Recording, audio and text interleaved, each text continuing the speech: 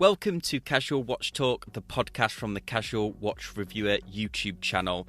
Join us as we talk everything watches, from watch collecting, the latest horology news and interviews. If you're not already subscribed, subscribe on your favourite podcast app. Let's dive into the show.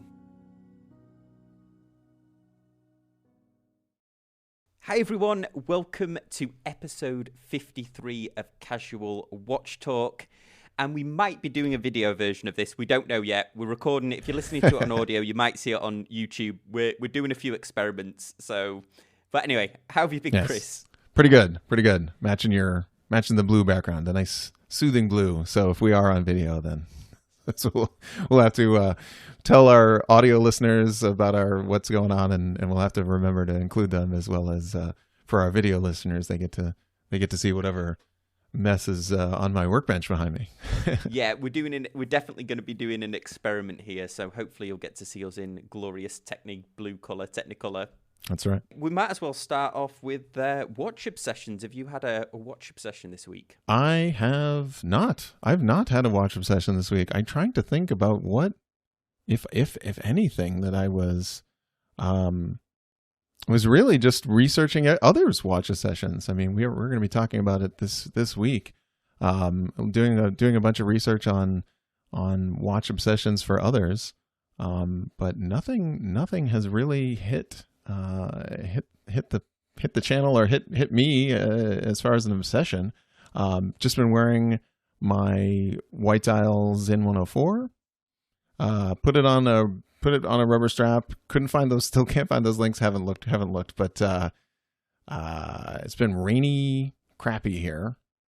So you moved away just in time. Yeah, this has been my first, I guess our first proper week in Florida, and it's been up and down. Like some evenings it's been quite cold, and then other times it's been very, very warm. Right. Yeah. And it's funny because my wife is always, when we're walking, she's like, there's not going to be any alligators here. Like, as if she's scared of them. But then I feel like she's also disappointed that she's not yet seen one. Right. Yeah. You just have, you have to show her like eating something, or like just show her one.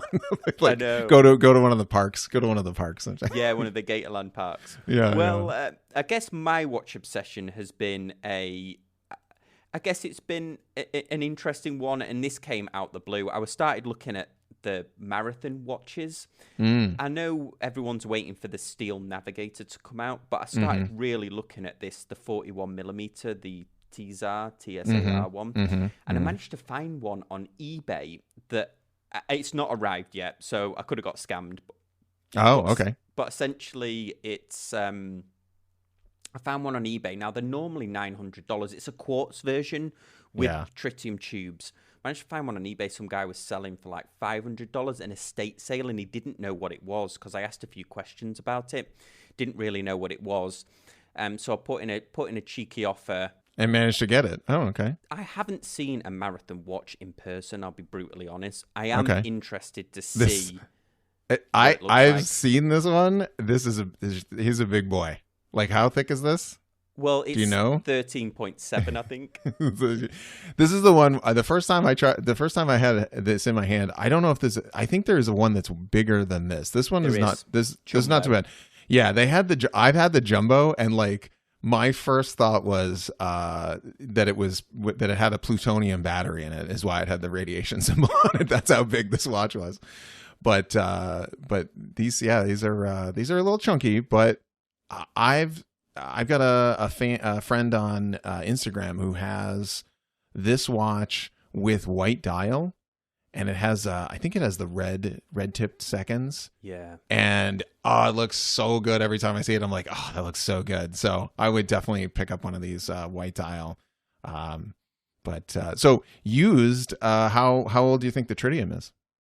Well, they say 2006, so I'm interested to know in 12 years. If it's got a lifespan of 25 years, did they say? So, but it does have a half-life, so 12 might be...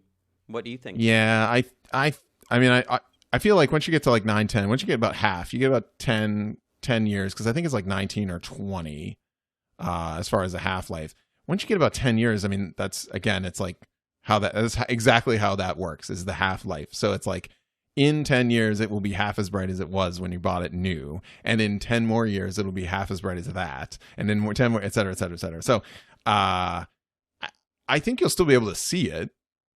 I don't think it will be as dramatic as maybe one of the new ones.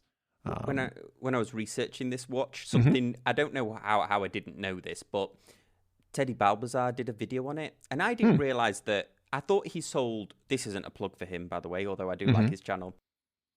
I knew he sold watch straps online, but did you know he sold watches as well? Because he did a marathon review and he went, from your authorized dealer, Teddy Balbazar, I'm an authorized dealer of marathon. And I was like, I never thought I would hear those words out of your mouth. Like, maybe you would expect... He turned that up pretty quick. Like, he went from...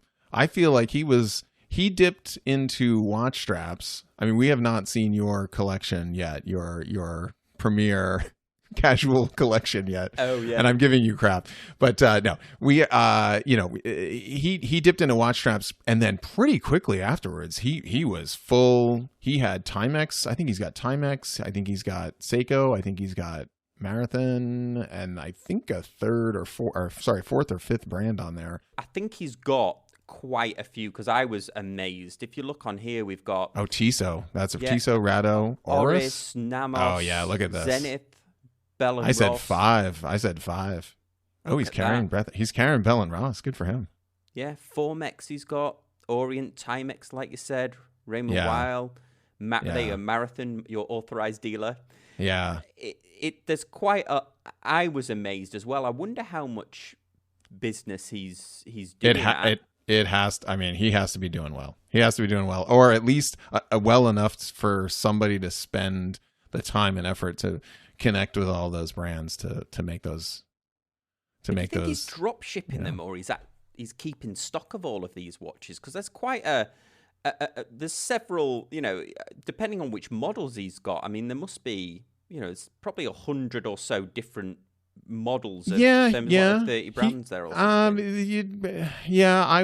don't see any brand there that their agreement for an AD, and this is super inside baseball, but like typically a brick and mortar AD, you would have to buy a certain percentage of your stock and actually put it in the store window. The fact that he's online only, he might be getting away with just sending the order to Hamilton to have Hamilton, because of the brands there, I don't see a brand that doesn't have a online presence, and Zenith is surprising. So you think he's just taken a little affiliate commission off each sale, but it might be going through to the actual brand. Yeah, or he could just have the brand be delivering for them. And you know what? I bet it's a mixture. If I was going to do this, I would be open to a mixture of whatever. So if I could get Hamilton to drop ship watches, great. But I'm sure Hamilton doesn't want to be in the business of drop shipping watches. Mm-hmm. So I'm sure there are other brands that are either set up to do that quickly, or brands that have no interest in it. I mean, Zenith is kind of an example. Like I'm not going to speak for them, but I don't know if they are interested in creating like a drop shipping network or like direct to customer distribution. I mean, that's the thing. Like I think a lot of this stuff comes down to taking advantage of new methods of distribution. So the fact that he's online only, then maybe he does have a little warehouse in the back of the house, or maybe he's already opening out his 15,000 square foot store, and we don't know about it. Yeah, did you see this that just popped up on the video here? You'll see it says, "Are you interested in this watch?" And the two options are no thank you or yes, but it's too expensive. Are you too cheap to buy this watch? Yes or no? I mean, I really like this, but also, I don't have the cash. That's interesting. Some interesting market. Well, again, inside baseball, a little marketing insider there. That's funny. I wonder if you hit yes, whether he'll negotiate with you on price. Right. Yeah. Who knows? We'll take it for, let's do I'll Defy Classic. I'll give you 5,600. How about that? Enter a bid. Absolutely. Okay, well, let's dive into the news, and then we've got an interesting subject to talk to at the latter part of the show, which nobody asked for, but we're going to do it anyway, which is Joe Biden's watch collection, and also talking about Vulcain, which is known as the President's Watch. But we'll go more into it because I think Vulcain's one of those brands that you've perhaps heard of, but you may not know the history or why they're important. And in fact, a great Christian at Theo and Harris did a great video a couple of years ago now where he talks about just how awful their website is. And he's totally right. He's like, they've got such a great history, but they've basically are squandering it by not getting the name out there in terms of promoting themselves, and he could be right. But anyway, let's dive into the news here. So, another limited edition Seiko. Yay! Just what you were asking for. Oh, yes. Oh, with the Prospects logo on it, and well, exactly. 140th So I actually like the look anniversary. I do like the look of these, I have to admit. But it's Seiko 140th anniversary with Prospects watches, and we talked about this before, didn't we? They've also released other 140th anniversaries watches. This story is from Watch Pro. One of the interesting things that I don't think I've read in one of their stories before was the gentleman whose name I'm not even going to try and pronounce here because I'll murder it and disrespect his legacy. But I didn't realize the founder of Seiko, he started the company when he was 21 years old. I thought that was pretty cool. All right. Yeah. Made me feel old and like I'd wasted the last. I know. Years, I was just thinking about that too. I had in your career, like when you try to like move up in certain things and you get to that age, and I'm like right in that, I think we're both kind of in that area where it's like I've got a ton of experience and I maybe want to expand into like corporate more management stuff, these sorts of things that you move through the things. And I was watching a video the other day where they were talking about the engineers at NASA that put someone on the moon. Yeah. And they were like, yeah, they were all in their 20s. And no one knew how to do it. But I mean, like, can you imagine a company like, I mean, besides SpaceX, which has a lot of young people, but can you imagine just like a modern company just being like, yeah, let's let the 20-year-olds do it? I know. So. Well, I always think about Morgan Freeman because I think he was an actor, but he didn't have his first proper movie role till he's like 53. So there's still a little bit of time for me to branch out. And all right. Yeah. You've got time. I'm still holding out for that Jason Statham biopic where I can play like a 40-year-old Jason Statham. As we've just been joking about, there is another limited editions for Seiko watches. This one, I like the idea of it. They've used a green which is supposed to mimic Japan or famous areas of Japan. So we've got the SB207, which is a 300-meter water-resistant, closely resembles their 1965 model, 1968 model, sorry. Tell me it's got sapphire. Tell me it's got, what are the specs? It doesn't have it here. It says there's 1965. It says this is the SB207, a 300-meter water-resistant, 8-feet diver's watch suitable for saturation as well as air diving, 3,000 pieces, $3,200. Okay. This one, this looks like the Sumo, I think, but it's kind of a cross between the Sumo and the Marine Master, kind of. Yeah, that it's got one the Marine Master hands. Yeah, 6,000 pieces, and they're knocking those out at 1,350.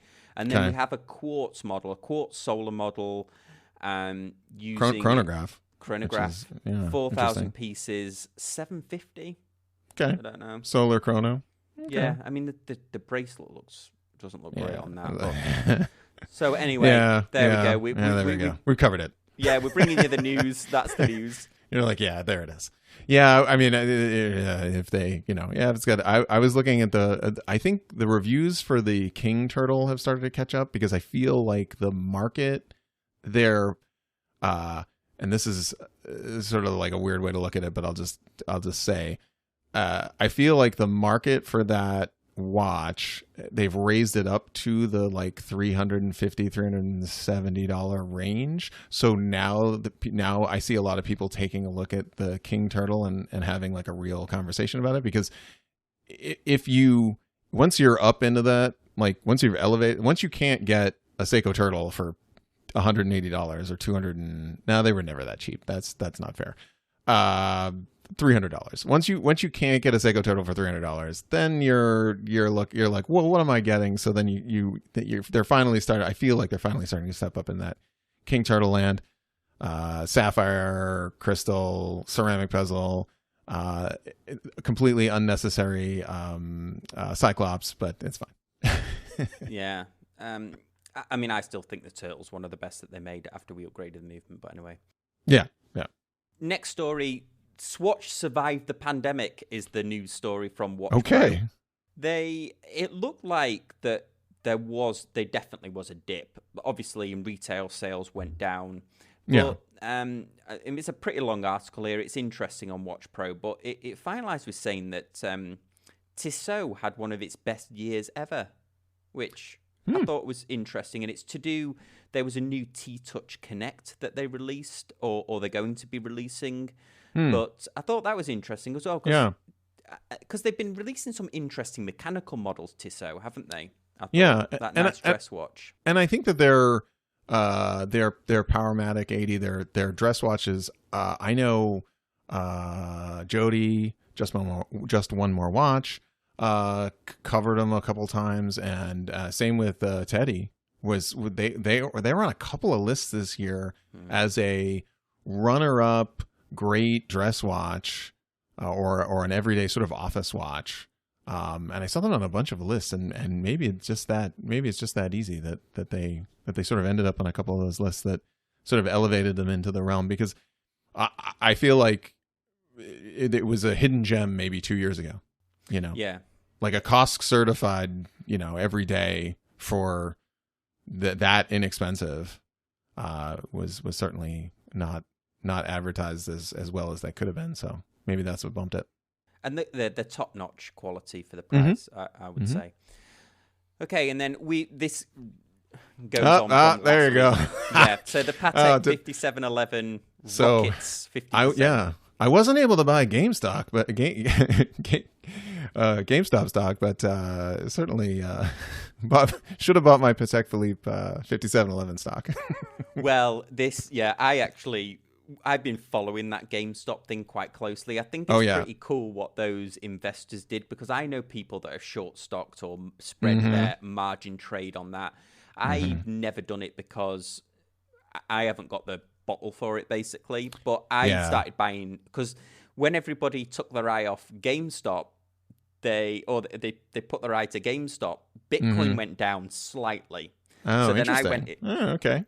I went in to buy some more Bitcoin, and this isn't a financial advice or anything, but Robinhood, as well as restricting the GameStop, restricted Bitcoin buys as well. So you could only buy with so much funds. Yeah, only could buy with funds that were in your account, which that was one of the USPs of Robinhood, is they'd lend you the money. Yeah, I know enough about that story that, like, I know the intricacies. I wish, they, much like in the beginning of the pandemic when people were talking about, like, oh, boohoo, commercial real estate. And you're like, right, like commercial real estate, the people that literally will build a building that will be empty for 10 years and they don't care, like, because they can just sit on it and it's just an asset to them, and it's on a bank sheet, like those people. Yeah, no, I don't want to pay them rent. Those same people, the hedge fund people, I like. Yeah, no one. Oh, they can't pay for their third boat. It's ridiculous what they were squeezing the market. Yeah, Nobody will have learnt their lesson from this, though. No, this is like a blip, and somebody's gonna. I'm sure. Yeah. So anyway, back to casual watch talk instead of casual stock talk. Yeah, casual stock talk. Right. Neither Kris and I are authorized financial dealers or financial experts. Yes. And I don't or have pecuniary interest in the channel. So exactly. Yeah. Yeah. The only thing we invest in is a lot of time, and I don't know whether we get the return on it, other than the nice comments that you guys leave us over on the Casual Watch Talk Facebook group. That's good. So the 5711, and now, did you look more? I looked a bit more into this, and it seems like it's the stainless steel version that they're stopping. The line's not going, is the impression I got. Oh, okay. I heard discontinued. So they could still have. They can still have stock on, the gold, platinum, whatever. They have different versions. I'm not sure of the details there, but what was it averaging there? And then it shot up. Because I think I said it was like, 60? Or was it 80? Yeah, this is in euros, so it looks like it was averaging 65,000 euros. I mean, this is just... Oh, okay, so that's... Read the graph here, and it's gone up to like nearly 90,000 euros. This is based on data, it looks like, from Chrono 24. Chrono 24, yeah. So it's if they're selling for that, isn't it? But we would like to get our resident pet expert on Bobby from the Facebook group. Yeah. Yeah. We should. And also 2%. We need our cut. Yes. Because that was, I saw that. I was like, everybody that has one of those, it just, those just went way up. So. Yeah, Bobby made a real funny comment on the Facebook group about watch podcasters. Did you see it? I was good. Yes, I watched that. Yes. Sometimes I feel like whenever we get into design conversations, I kind of feel like, we get into... Oh, well, we think that we're very strongly opinionated about this thing that we can just talk around in circles. And it was good. It was funny. And then I replied back and he's like, "Oh, not you." And I'm like, "Oh, right. Thanks for clarifying." No. I think all of us are guilty. It's okay. We're learning as we go, and it's sometimes we don't have an opinion on something. We just need to be like, I don't have an opinion on it. Yeah, and okay, so the next story here, and we're gonna have to dance around this bit. And if you've got any children listening, please cover their ears, because we don't often get into adult talk on here. But have you seen the new M, B, and F watch? I have not. This watch is $440,000. By all accounts, it's got incredible a new movement, incredible design, but the overall aesthetics of the watch, I would say, perhaps. Okay. Yeah. So this is not that kind of channel, Sam. No, this is not that kind of channel. If you've not seen this watch, we'll leave a link in the show notes. But suffice to say, it has a somewhat familiar shape that consists of a longer section in between two smaller sections around the sort of the very masculine shape. It has a masculine shape. Very masculine shape. That is true, and certainly, it makes quite the statement. We should say. I don't. Yeah, this is my tiny pea. Yes, it's yeah. If ever there was a watch that Do they lean into that at all, or that's the shape they picked? Well, it looks like that's the shape they picked. I mean, we're not talking like H. Moser here, who would purposely troll this. Right. It seems like this is just like this is the way we've situated the two balance wheels around the outer section. Right. Then for video, we got a wheel here and a wheel here, and then the section in the middle. The some would say the shaft of the watch, the longer section in the middle. Anyway, it's a fine craftsman that blames his watch. Yes, this really is a tool watch. Yeah, right? Yeah. Enough of that. Ladies. It's about the shape of the case. It's about. But anyway, I mean, it's quite amazing that they would. I don't know. First of all, 440,000. I mean, somebody might buy this just because they think it looks. They're just like, yeah, I've got. This is literally you've got money to burn. This is just a total. Just a complete. Nobody's going to look at your watch and be like, "Oh, what movement is in that?" Right, like, right, oh, yeah. That was a bold this choice. Is just this. I don't know where this shows up. I don't know on what. I don't even know if this is like corporate jet. This is beyond that. This is the super elite, whatever. Okay. Anyway, so before we stop, before we go into our main subject, we'll just pause for a very quick ad break. Hey, it's Kris from the Casual Watch Talk podcast. As our longtime listeners know, we often talk about cars here on the pod, and that's no coincidence. Like a lot of mechanical watch lovers, we're both into cars and racing.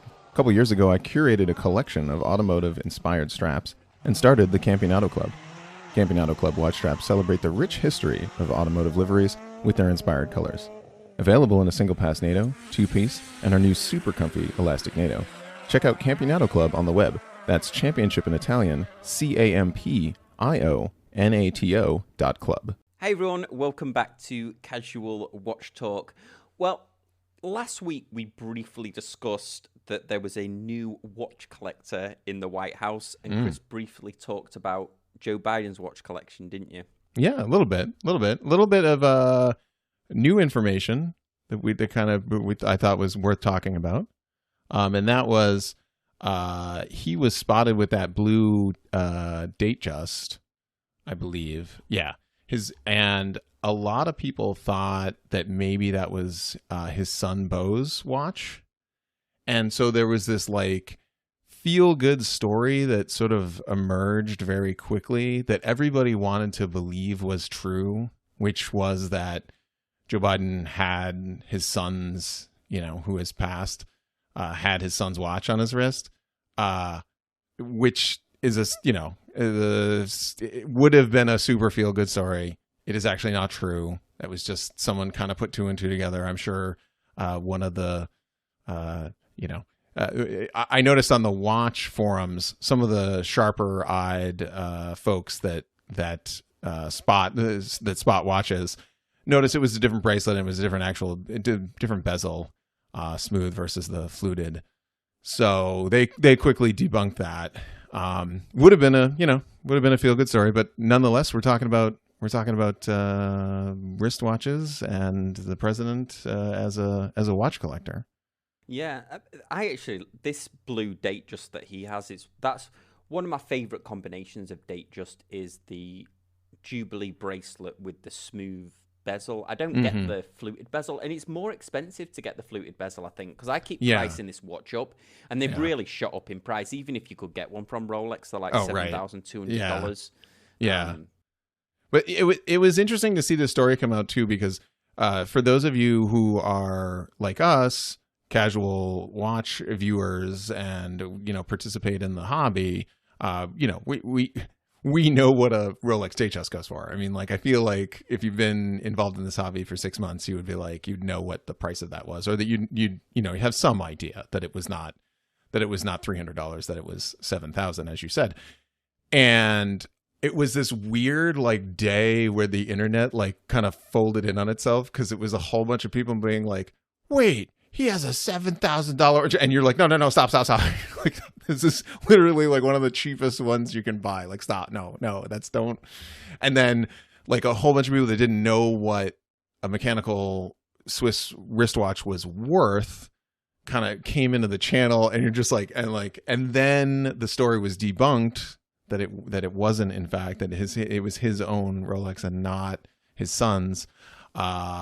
It kind of all swirled into the bottom of the drain there.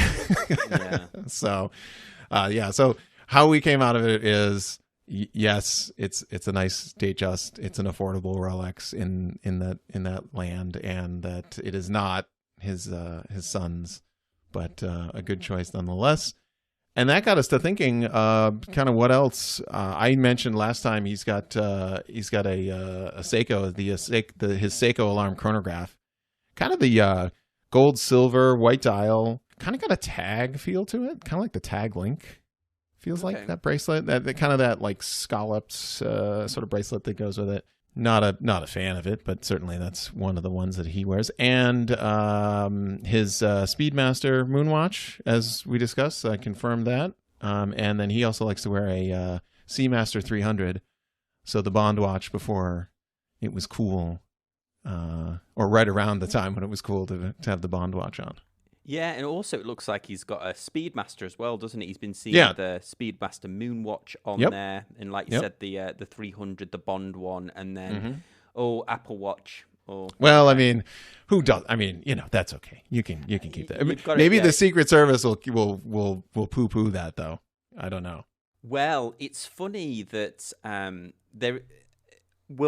think we should talk about Vulcain as a watch brand because they're known as the President Watch. But actually, there's an interesting story linked with the Secret Service and Vulcain. But I was watching something totally random on the YouTube yesterday. I think it was like toys from the 90s. And apparently, I think it was the Secret Service that banned, or the Pentagon banned Furbies in the 90s because they thought that they were like spies, that the Furby would like listen to secret conversations. Yeah. Well, it had the ability to like to respond to voice.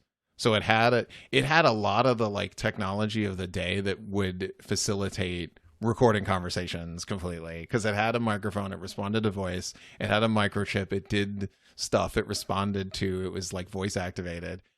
It could send data via infrared to each other, so it could like pass a message. Your Furby's passing spy messages. I mean, as a toy goes, like in the 90s, like if you wanted to hide some spy thing, it's got batteries in it ready to go. I still have no idea how they made that the Furby. They started it was Furbish, I think was the name of the language. Right. This is the worst tangent we've ever been on. I apologize for everyone that's listening to this. If you're just joining us, so we're talking about the microcontrollers that used to make the language of Furbies. Back to you, Sam. It's like where have we come? where have we come? We're falling apart the scenes. Anyway, back to proper watch watch talk. We briefly mentioned last week after Kris was talking about Joe Biden's watch about Vulcain. Now, if nobody's familiar with Vulcain, they've become known as the President's Watch. I'll get into why that is. I mean, when you think of president, you think of the Rolex, don't you? The day date that people just call the President's Watch. The President's coincidentally, I've seen one of those in platinum, the heaviest watch I've ever held. This is like a ton weight, this watch. But anyway, so the Vulcain, essentially, they're an very old Swiss brand. Now, what they're very famous for is in 1947, they pioneered a mechanical alarm on a watch. Now, it's commonly thought they were the first, but they weren't the first. They were the first to make one that didn't sound like just a piece of tin or whatever. They actually made one that I think the joke at the time was they made one that could actually wake you up. Right. So, and it was incredible. They put two barrels in this watch, and it would one of the barrels, when it went off, it would oscillate at something like, not oscillate, it would chime 1,300 times in 20 seconds. And it was called the cricket because it sounded like it. Yeah, it really does. I've heard one in person, and it really, and it is it was demonstrated inside a mall, and it echoed like everyone was like looking around. I mean, it is loud. It is not a quiet. I mean, it's a pretty loud mechanical device. So very cool. It became known as the President's Watch because Harry Truman owned one, and then Dwight Eisenhower owned one. Nixon happened to have one, and then I think they started to gift them. I was gonna say, didn't Truman give like 50 of them to everyone in the? It was either Truman or one of the presidents. Yeah, it was Lyndon Johnson. Okay, actually, Lyndon Johnson he was the true lover of the brand, they say, because he had one made with his signature on the dial, and he bought 200 of them that he then would give to foreign dignitaries and so on. And in fact, in 2010, the Vulcain, because they've had some really, like, they were basically dead. The quartz crisis killed them off. Right. And they didn't want to go to quartz. They also messed around with that cricket movement where they made it a single barrel movement, and it lasted 15 seconds, so 5 seconds less than the normal one. And people were just like, well, there's other, why would that? That was your USP and that was your gimmick. So it killed it, and then it was bought back by, I think, a Finnish jeweler. Okay. The actual brand. The actual brand, yeah. Okay. And then they started to get back on this president thing, because their whole thing was like, look, guys, you're known for this. Presidents loved it, so let's just do that. So then they started back up again, and they gifted one to Reagan in 1988. Then they gifted one to George Bush Sr. in 1995. And actually, ever since then, it happened in 2010. They made a one-off specifically for Obama. Oh, okay. And then apparently Trump's got one, although you'd never I haven't seen it. Never wear one because I think he wore a Datejust, didn't he? Datejust at one point, and then a thin. It was like a tank shaped gold. I'm trying to think what that was, but he's not used to seeing a watch on his wrist. Yeah, and what's hilarious as well, which this became a bit of a thing back when Trump was inaugurated as president, is that I think in the 90s when he was trying his hand at a lot of different things, he actually created his own Trump watch brand. Oh, so really? You'll see there was one that very similar to the Daytona, which had like the Trump name on it. They were basically a little bit. There was like a Datejust one and things like that. I imagine they're quite sought after now. Yeah, maybe those watches, certainly, for certain collectors. It made me also think. A lot of people, like Obama had a wristwatch that he wore all the time. He would that he was gifted from the Secret Service. He was gifted this special sort of sports chronograph that the Secret Service had their logo and et cetera stuff on it that he wore. And it was funny that he was seen wearing that all the time. And then after he was out of office, he went right to Rolex Cellini. Oh, really? Yeah. So it was like much like Bill Clinton's Timex. It was, which I mean, with a suit on, it just makes me shudder. But much like Bill Clinton's Timex, he got out of office, and then all of a sudden you're like, yeah, no, we had the serious. Yeah, we don't have to pretend anymore for the press. We have some serious, like, we're doing okay over here, that kind of thing. So like the Cellini was spotted, and everyone was like, oh, hello. You're just reminding me. Apparently, one of the there was many stories of Lyndon Johnson with his cricket alarm. Mm-hmm. Apparently, he would set it to go off in meetings so that he could just walk out. It's like, oh, look, alarm's going off. Gotta go. Modern day equivalent of like where we would get somebody to ring our phone. Right. Like, oh, sorry, I've got to take this call. Well, he would do that with his cricket watch. And apparently, Bob's Watches have got just a fantastic article they've written on this subject. In fact, let me just. I think I've got it here on one of my tabs. I was just trying to find the Trump watch there. They actually found that on more than one occasion when he inadvertently set the alarm off Lyndon Johnson, that the Secret Service thought it was a bomb, like a ticking bomb. Oh no! And they were like, "Clear the room, clear the room." Oh, he's like, no. I was just trying to get out so I could get lunch early or whatever. Oh, wow. But yeah, it's probably I mean, that's probably a good idea to gift them to everyone so that they're used to the sound. So they're, exactly. That's probably one of the benefits of doing it. But and I think that. I mean, it's interesting, this part of history. I watched an interesting video by Christian Theo Harris, I previously mentioned, and he is actually very passionate about the Vulcain brand. And he's right because what he was saying is that they're not really doing themselves any favors because their website is just awful. Like, you can't really see the watches. And apparently they've messed around with a few of the titles. So they don't call it the cricket watch anymore. They call it like the presidential 50th watch or something, so they're kind of messing around with it. But I think if I was gonna go for one, I think this nautical, that they produce a dive watch called the Nautical. Now they evolved or created a different cricket style movement that by the nature of the way it worked, it was quite easy to hear underwater. Oh, okay. I mean, and it is like, it's a sound, like a submarine, like ping underwater. So it's it's not like a speaker trying to move air underwater. It's like physically vibrating metal, so interesting. That's I don't know if I could do the dial on that. There's a lot of information going on there. Well, it happens. Yeah, it has a decompression scale on it, and I'm wondering why this isn't more popular, because people are just crazy for dive watches, aren't they, at the moment? Right. And I'm wondering why this one doesn't get more recognition, because it had the alarm on it to be heard underwater. I can't think of another watch that does that, unless the Polaris Jaeger Polaris has a special alarm for underwater, because that's dive specific. It's certainly, like, I feel like maybe it's been missed for the nostalgia of 70s dive watches. Here you have one that effectively better, or better than what was out there, because you could set a dive timer. You could set an actual timer, to tell you when, okay, it's time to come back to the surface, or so. I feel like it's underappreciated.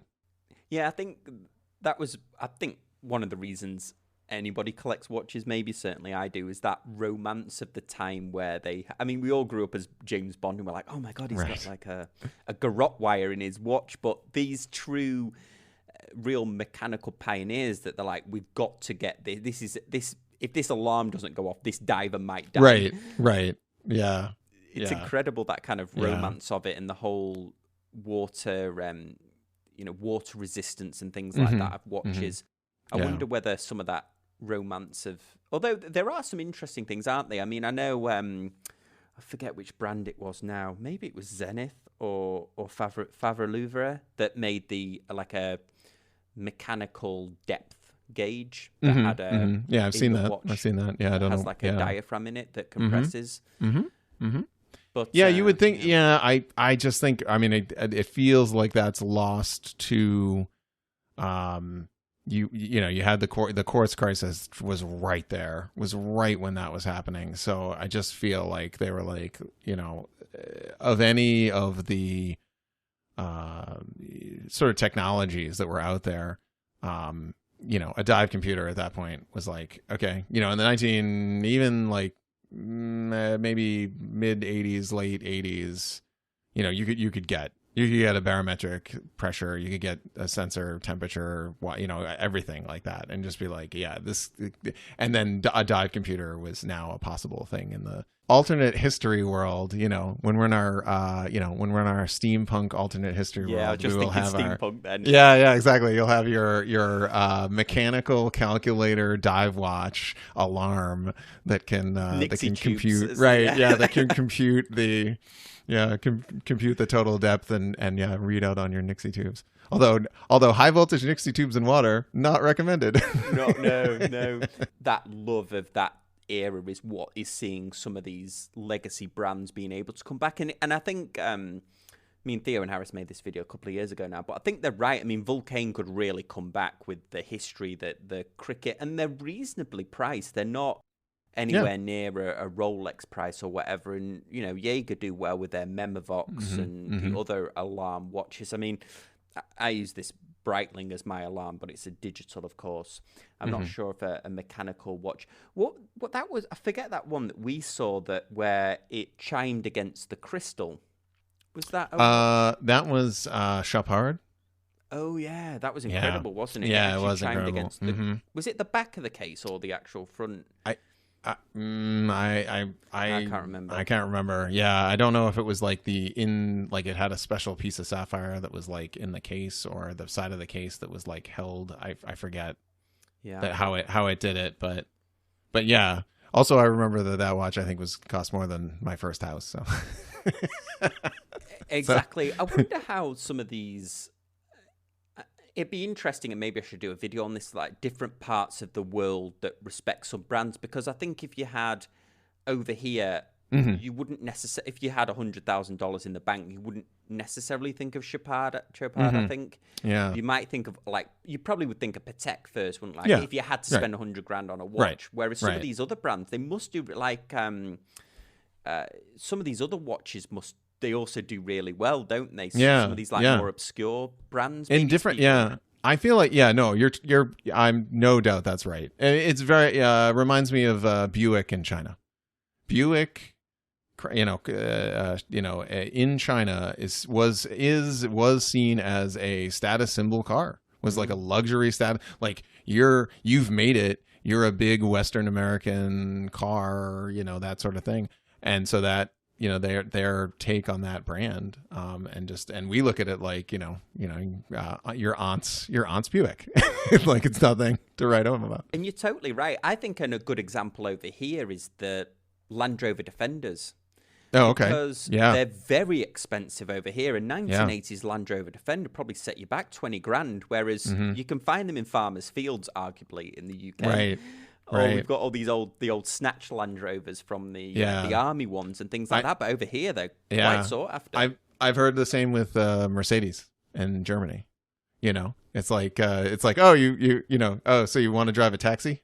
And you're like, no, but it's a Mercedes. You don't understand. And you're just like, yeah, it's just a regular car. You know, it's just like that's the Toyota Camry of Germany. Like whatever. It's funny when the first time we went to Berlin, and we're off on another tangent here, but the first time I went up to Berlin, I was like, and we phoned for a taxi, and this Mercedes came up, and I was like, oh, fancy us. Some middle manager is moonlighting as a taxi driver today. Right, and it was like, no, this is just the taxi. No, this is what was affordable at the time. It's fine.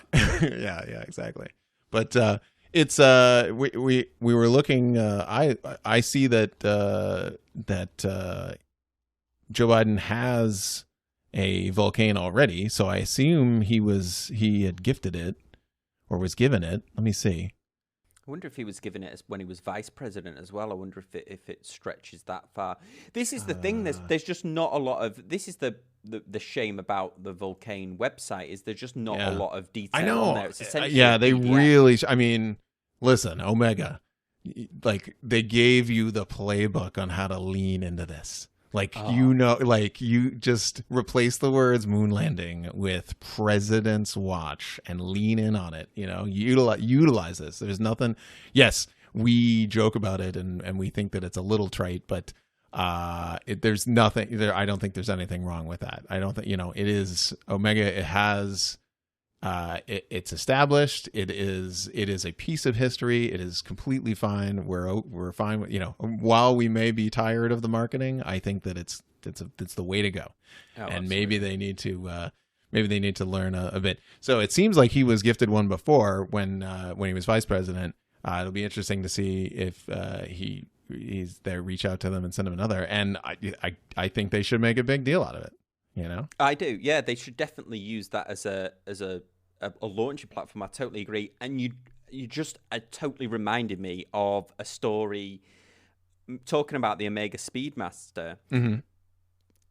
Good friend to the show, Todd, said that Dean Bump, who's been on our show, who's the watch expert, sales expert that works in British Virgin Islands, apparently he's an Omega.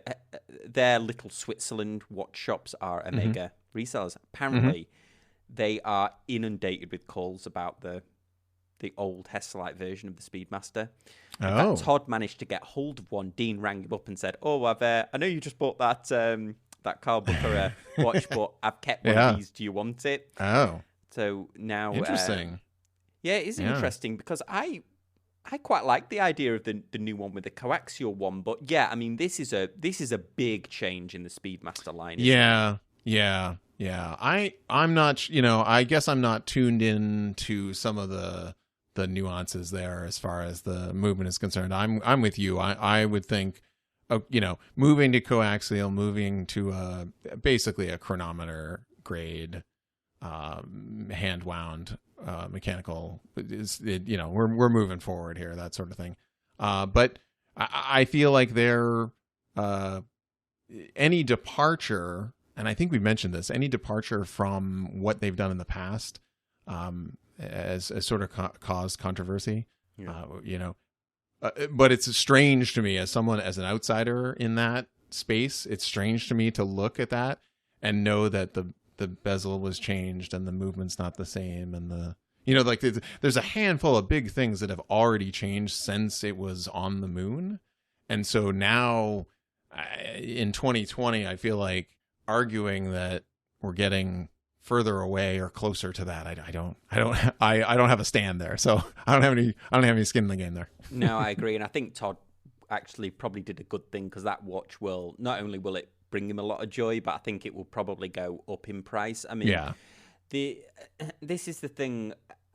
I think one of the things with Omega's pricing at the moment, again, we're going off on a tangent, is, and this is fresh in my mind because I've just recorded a video about top 10 things that new collectors might not know about Omega. And one of the ones that really hits home is they were affordable at one time. They had that, I mean, even up until a couple of years ago, they had a Speedmaster that was $2,500. It was like a racing one, came on a rubber strap. But now the barrier to entry of them is you're looking at 5,000. I think it's almost a shame for new watch collectors because it used to be one of the most affordable ways to get into an iconic watch, right? With an iconic history, and maybe that Seiko's maybe trying to nudge into that with a few of their releases and stuff. But I think I don't know. Maybe it takes the same skilled watchmaker to make a $2,500 watch as it does a $5,000. So it's an economies of scale thing. Who knows? But that's a shame in recent years. Right. I definitely recognize the engineers out there who sort of picked that, the Omega Speedmaster as that milestone engineer watch, moon landing connection, and mechanical engineer that love the design, etc., as like an attainable check mark, and moving away from that, at what are we just going to build stuff for the folks that are just going to collect it and put it in a box, or are we going to build stuff that people are going to buy and wear? And how long is that going to last? Yeah, and what's the legacy of the watch going to be? Yeah, I mean, I feel like if you take any brand, you take like a G-Shock, okay, and if right now you were to move their basic G-Shock and you were to just start tamping down that, you were just like basically tamp down the market, and you're like, okay, we're only gonna release limited editions that are $600. So the core, like the G-Shock collectors are gonna be excited because, okay, we got this color, we got this special thing. Oh, they made it in gold. They made it. All right, you're gonna fill some niche there, but then the person who's running through the airport who just needs a waterproof, durable wristwatch is just gonna run on by, and Casio knows that they're a company that's their market that's running by. And with this, Omega is sort of saying that our market is not, oh, you became an engineer and you're gonna buy yourself a nice watch. No, we're not interested in you. We're more interested in the the one-off super special sort of thing. So yeah, when that chapter closes, you wonder how much, not necessarily damage, but like how much of the brand image changed, because it is no longer that you're running through an airport and you want to grab a good durable watch that, today, how many of us have a G-Shock in the collection because we grew up as kids and we're like, this is a great watch that's gonna, I can run through the woods and and know what time that I need to come home to my house before getting in trouble. Like, that's the reason why those are in our collection or on our wrist, is because of that. So for them to turn that page, that 20-year-old engineers who are in school right now may not have that opportunity, besides other financial burdens that they're going to have to carry. Yeah, I totally agree with you. Actually, that's why I think it's clever. I've been doing, again, for another video, I've been doing a lot of research on Breitling, and they're doing some clever things with the blend of pricing across their brand. There was even a limited edition Swiss quartz chronograph that they did for the Swiss Air Force that I think they must have only done a limited run of it, but you can find them on Joma Shop for like $2,000-ish, and that's a great. I mean, their quartz movements, one of the best that you can find. But anyway, okay, well, that was a really interesting one. Yeah. Hopefully, we'll get the video out. If not, you guys are definitely going to hear this in audio version. That's right. We really appreciate you listening, and we'll see you next time on Casual Watch Talk. Thanks, guys. Bye.